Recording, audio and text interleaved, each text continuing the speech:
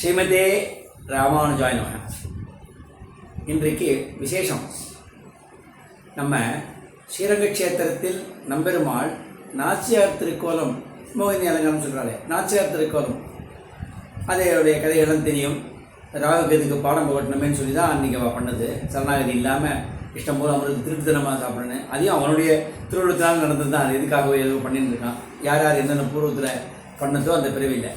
அது என்னன்னாக்க ஸ்ரீரங்க மங்கர நிதிம் கருணா நிவாசம். இந்த வார்த்தைகளில் ஸ்ரீரங்க மங்கர நிதியம் அடுத்தது பின்னாடியே. ஏன்னா மோட்சத்துக்கான க்ஷேத்திரம். அந்த திவ்யதேசத்தில் பெருமாள் முதல் திவ்யதேசம்னு பேர். முடிவில்லதோர் பெருமாள், முடிவும் எல்லாருக்கும் அங்கே தான். அத்தனை பெருமாளும் திவ்யதேசத்தில் இருக்கவாலும் எல்லா பெருமாளும் ராத்திரி லயமடைய செய்கிறதுல அங்கே தான். உத்வாசனத்துக்கு முன்னாடி எல்லாம் அங்கங்கே வந்துடுறான். ஸ்ரீரங்க க்ஷேத்திரத்தை சேவிச்சிட்டாலே 108 சேவிச்சது கணக்கு. 106 அந்த 8க்கு உண்டானதும் இங்கே சித்திக்கும்.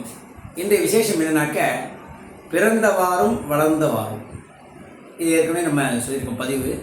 அது எப்படி சொன்னாலே அற்புதமாக அமைஞ்சுது, தோணினது. இது எப்படின்னாக்க பிறந்த வாரம் ஒருத்தி மகனாய் பிறந்து ஓர் இரவில் ஒருத்தி மகனாய் ஒழித்து வளர. வடமதுராவில் பிறந்து அங்கிருந்து கிளம்பி பிருந்தாவனத்துக்கு கொற்ற மழையில் அற்புதமாக கூடையில் உட்காந்துட்டு ஆதிசேஷன் கூட பிடிக்க நந்தகோபனுடைய இடத்துக்கு வந்து இறங்குறார். ஓர் இரவில் ஒருத்தமை ஒழித்து வளர. பிறந்தது ஒன்று, வளர்ந்தது. பிறந்தவாறும் அங்கு, வளர்ந்தவாறும் இங்கு. இதில் விசேஷம் என்னென்னா சேட்சிதங்கள் அத்தனையும் பண்ணது பால்யத்தில் பிருந்தாவனத்தில்.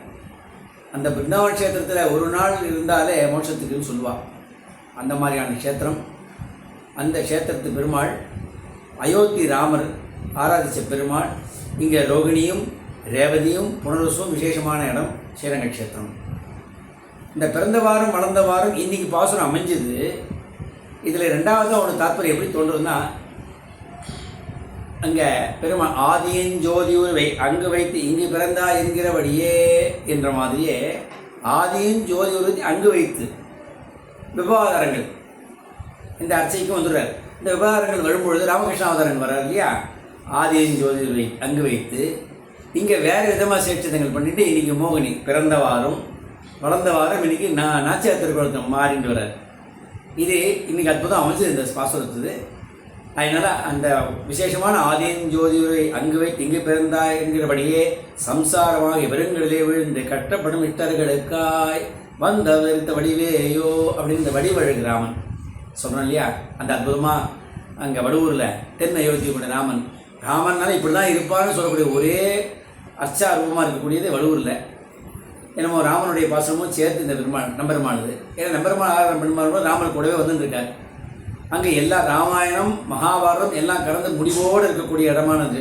ஏன்னா விபீஷணர் சுக்ரீவர் எல்லாமே இருக்காங்க. அனுமன் அங்கே எல்லாம் இருக்கா. ஆர்ஜுன மண்டபம், சந்தன மண்டபம் இதெல்லாம் மகாபாரதத்தில் வரக்கூடியது. அதனால் எல்லாமே இங்கே பிறந்த வாரம் வளர்ந்த வாரமோட க்ஷேத்திரமானது ஸ்ரீரங்க க்ஷேத்திரம். இந்த அற்புதமான இந்த நாச்சியார் திருக்குள சேவையை நம்ம ஸ்ரீரங்க க்ஷேத்திரத்தில் டிவியில் போட்டிருக்கா இருக்கா, இங்கேருந்து அனுபவிக்க வேண்டியது.